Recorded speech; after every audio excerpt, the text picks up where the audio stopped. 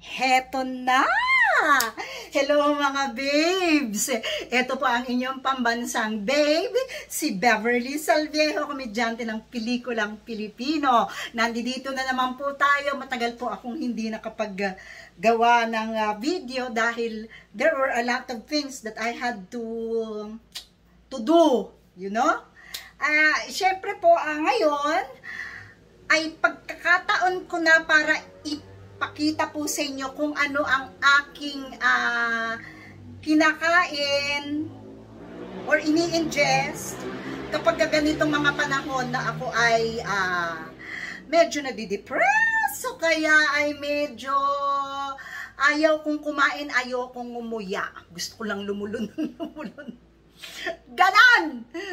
Kaya, eto na, kanina ko pa ginawa ito at prinoses ko na lahat-lahat yung kanyang mga ingredients. At nandito na po tayo sa last portion. Alam niyo mga kaibigan, the reason kung bakit parang medyo tinatamad sana akong kumain, but hindi po tayo po pwedeng hindi kumain because we have to take care of our health. Hindi po pwedeng dahil tayo ay nakakaramdam ng something, ibig sabihin yung ating mga natural processes gaya ng pagkain ay ine-neglect natin. Alam nyo kasi, kaya naman po ako medyo masama ang pakiramdam kasi yung aking poodle chihuahua na si Diday ay inadmit po sa pet hospital. Dahil parang since matanda na siya, she's 14 years old, ngayon nitong lately, ayaw niyang kumain, tapos nagba-vomit, and then, meron pang mga ibang bagay na mga, hindi po siya umiinom ng tubig. So, I felt like, kailangan po siyang ma-dextrose. Kasi kung hindi, madidehydrate.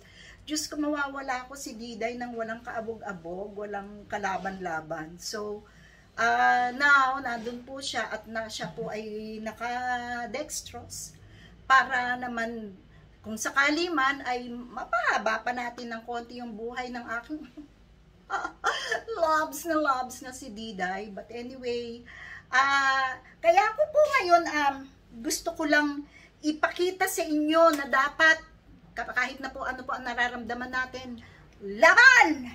Di ba? So ito po ang ginawa ko na. Ito ay ang mga nilagay ko dito ay saging, avocado, ano nga ba to? Dragon fruit. Meron akong bell pepper dito. Of course, meron peras, merong apple, merong cucumber, grapes and apple. Okay. Ito yung aking mga feel good na pagkain kapag ganito pong medyo hindi maganda ang aking pakiramdam.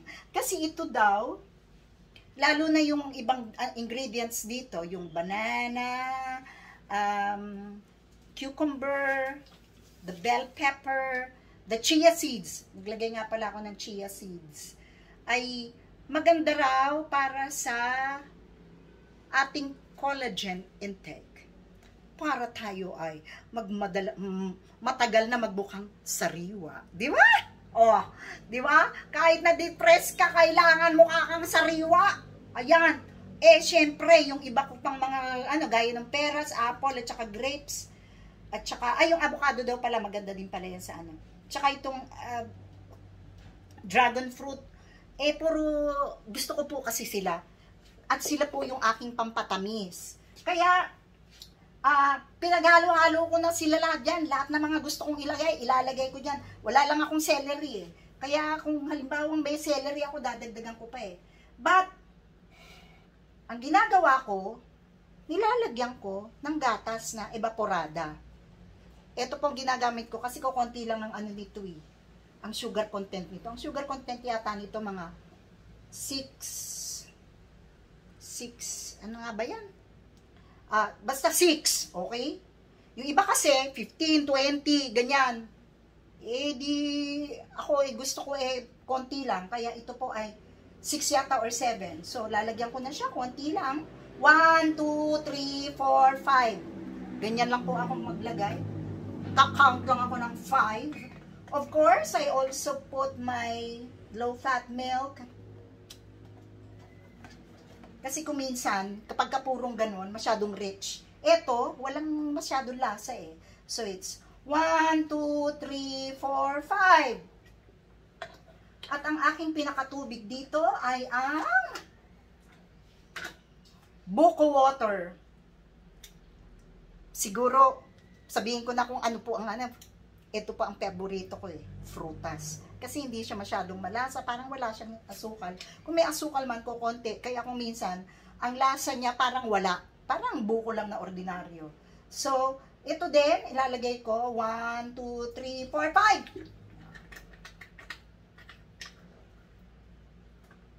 5. At ang aking ever reliable NutriBullet, na ito po ay 900 watts. Kasi may 600 watts, pero you know, you have to go for the mas mataas na wattage para mas malakas. Kasi ito, sandali ko lang naman inilalagay yan eh. Pag ganyan ko, count lang ako ng mabilis na 10, dalawang mabilis na 10, and that's it. Kaya eto na po. Kailangan nating i-shake na ganon dahil gaya niyan, yung banana, it's stuck! It's stuck in there! Anyway, so, eto na. 2 sampu. 1, 2, 3, 4, 5, 6, 7, 8, 9, 10. I-check lang po natin kasi kung minsan lumuluwag itong ganito niyan, tumatapon doon yung the ingredients, you know. Another 10. Naku, may buo pa doon, may buo pa. Yung aking banana kasi ay nag-stuck doon. So, another 10. 1, 2, 3, 4, 5, 6, 7, 8, 9, 10. And that's it. Tapos na po. At po pwede ko na pong inumin ang aking napakasarap na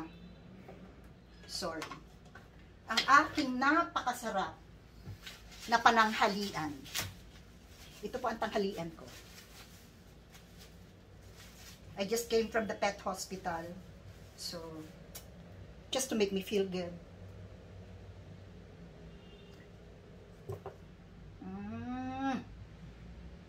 Pagkatapos pagkukunti na yan, yung ginagawa ko, ito kasi syempre meron dyan natitira, no? Tsaka may matitira pa. Ang panghugas ko po ay buko water at iinumin ko din. Ibig ko sabihin ng panghugas pang banlaw para lahat nasisimot ko. At yan po ang aking feel good na pananghalian ngayon. At nawa po kung gusto po ninyong gayahin, okay lang po. This is very good for our health. Yung sinasabi nila na ay may mga sugar, naniniwala po ako na kung yan naman ay kung natural na mga gaya ng galing sa prutas, hindi po tayo bibigyan ng Diyos ng makakasakit sa atin. Just eat, drink moderately. Ito po, for so long after some time, ngayon lang ako ulit magte-take. Palagay ninyo, magiging harmful yan? Of course not. Ang sabi nga ng aking diabetologist, huwag ka lang kakain ng kilo-kilo. Ibig sabihin, in moderation. Kaya po, eto na. Enjoy yours. Kung gagayahin po ninyo yung aking ginawa, kahit ano naman pong prutas ang ilagay ninyo dyan, it will be fine. Just so long as ito po ay magugustuhan ninyo. Okay? So, ito po ang inyong manang biday, Beverly Salviejo, loving you. Sumablay pa, di ba? Ulitin natin. Ito po ang inyong manang biday, Beverly Salviejo, loving